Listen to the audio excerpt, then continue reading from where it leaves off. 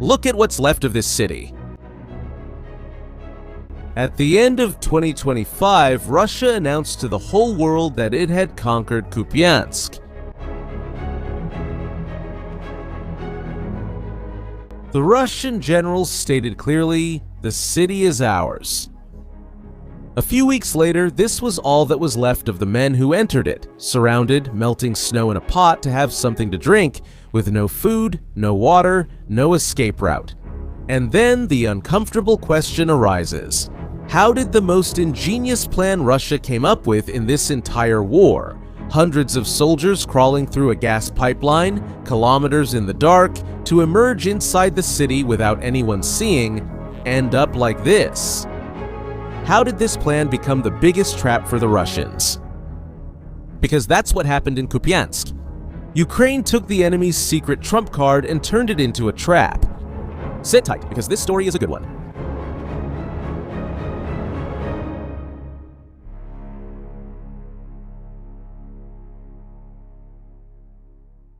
To grasp the turnaround scale, you must see how desperate Russia was. Because, for months, Russia threw men and machines against Kupiansk in the classic way. Armored columns, frontal assaults, infantry out in the open. And the result was a graveyard of equipment scattered everywhere, and almost no progress. The city simply wouldn't fall. So, the Russian command needed another idea, and they came up with one that, I have to admit, was bold. They looked underground. Kupiansk is crossed by a network of decommissioned gas pipelines. Pipes almost 1.5 meters in diameter, empty, dark. They run underneath everything. Underneath the Ukrainian trenches, underneath the minefields, underneath the entire front line. And Russia had the idea to use these pipes as a secret subway. The soldiers would enter at one end far from the city, and they would start crawling. For hours, sometimes for days. In the dark, barely able to breathe, pushing equipment in front of them. That pipe, in the words of one of the Russians themselves, never ends. It was inhuman. But it worked. Because it solved the only problem that Russia hadn't been able to solve. How to get close to the city without being seen. And underground, no one can see you. The plan was brilliant. At the entrance. The problem? Well, the problem was the exit. Because a pipe has two sides. You go in unseen from one side. But at some point, you have to come out the other side. And coming out happens through a single hole. At a single point that doesn't move. And that's exactly where Ukraine set the trap. The 3rd Ukrainian Army Corps started mapping the mouths of the barrels. One by one, each known exit became a marked point on the map. And on top of each of these points, they set up a permanent ambush. Notice how it worked. A drone hovers in the air, watching the end of the barrel 24 hours a day. The artillery already has the coordinates calculated, aimed at the hole. What happened? What happened? First-person view. And the first-person view drones, those kamikaze drones that the pilot guides until they hit the target, stay on standby, just waiting for the order. Then, the Russian comes out of the barrel, exhausted after hours of crawling, thinking he appeared out of nowhere in a blind spot of the enemy. He arrived right in the middle of a scene that had long awaited him. What happens in the next few seconds is way too fast. The unit, which crawled all day to get there, ceases to exist in a matter of seconds. And that's the first twist. The pipe, which hid them on the way in, turned them into a concentrated target on the way out.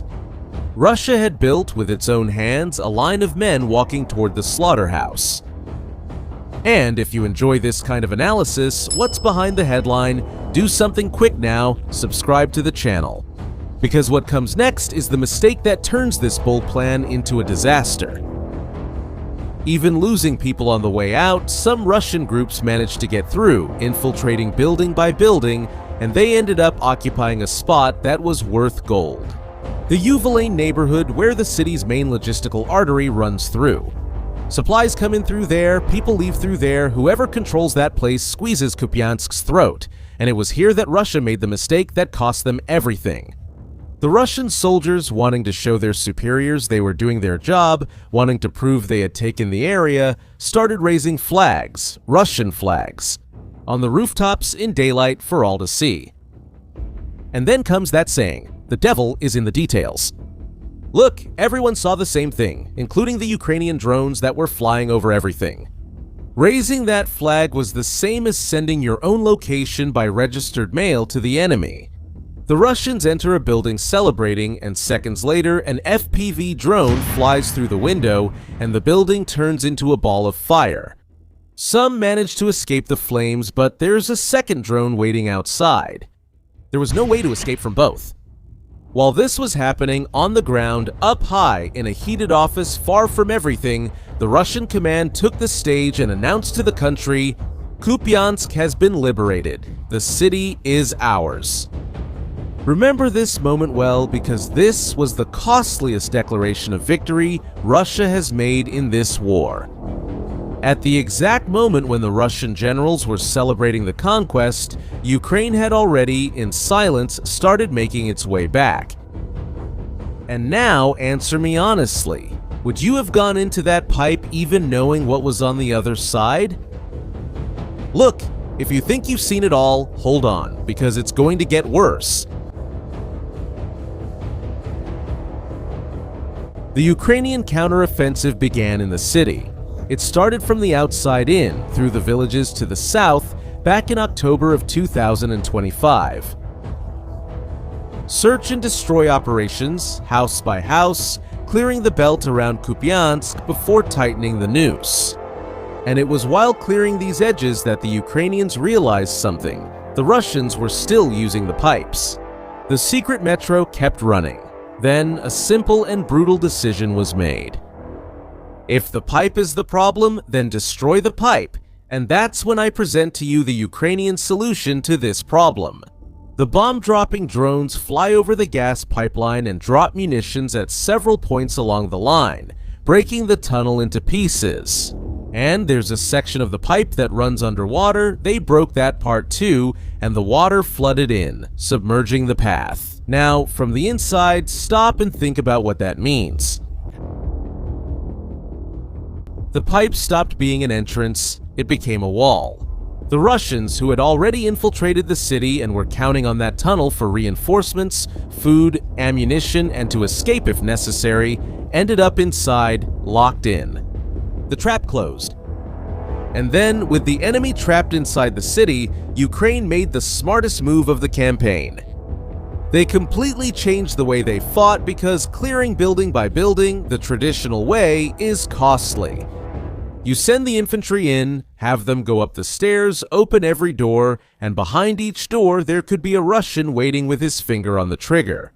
The Ukrainians tried that approach and came under fire. Wounded soldier, operation stalled, people exposed.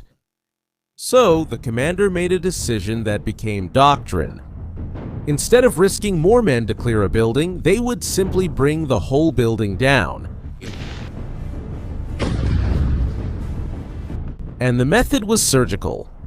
A small assault group approaches the occupied building, while two provide cover, a third goes in and plants the charge. In some cases, 4 TM62 anti-tank mines tied together. The TM62 is a mine designed to destroy tanks. Can you imagine 4 of them? Inside the building structure, they set them up, leave quietly, and press the detonator. And an entire 10-story building with the Russians inside comes down all at once, without losing a single Ukrainian soldier on the stairs. That's the reversal that won Kupiansk. Russia spent hundreds of men to gain meters, Ukraine spent explosives to save men. After that, the siege only grew tighter. In the Uvalene neighborhood, the one by the supply artery, the Skala regiment went in and took building after building. Drone reconnaissance, approach, charge, explosion. The Russians would hide in the basements, barricade the entrances, and for a while, that worked. The drone couldn't reach, and the infantry couldn't get in. Do you know what the answer was? Boom. The whole building would come down, and whoever was left only had one choice: surrender. Those who escaped from the tall buildings ran to the residential area, cleared that out.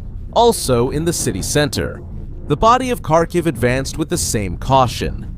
Grenade in the basement, drone, anything that moved, the noose would tighten from all sides at the same time, until only the last point was left, the hardest of all. The best Russian troops, the most well-trained, all gathered in the city hospital building, and there they really put up a fight. The Ukrainians surrounded everything around with snipers using thermal sights and controlled every approach with drones and mortars. And even so, the hospital didn't fall. The assault lasted at least 5 days. The infantry tried to enter again and again and was repelled again and again. Do you remember how this story started? Do you remember the soldier melting snow? This was that moment. The Russians at the hospital ran out of food and water, melting snow to survive because the pipe that would supply them was at the bottom of the river, in pieces. The siege that began back when they blew up the gas pipeline was now reaching its conclusion. They weren't defeated just by bullets, they were defeated by hunger, by thirst, and by isolation. In the end, it wasn't even necessary to go in. Ukraine called in aviation and artillery and simply leveled the hospital to the ground, whatever survived the demolition. The drones finished, and according to the Ukrainian side, not a single Russian soldier capable of fighting was left inside Kupiansk. So we go back to the beginning, to the empty city, to the snow, to the pot. The gas pipeline, which was supposed to be the key to Kupiansk, became the coffin for those who entered through it. The same pipe that hid the Russians when they entered was what trapped them when they tried to escape. The secret weapon and the death sentence were exactly the same thing. And that's what Kupiansk teaches about this war, in a war of drones. Invisible advantage only lasts until someone points a camera at your exit. That shortcut that seems too good to be true, without cover and without supplies, isn't genius. It's suicide in slow motion. Russia wasn't defeated because its soldiers lacked courage.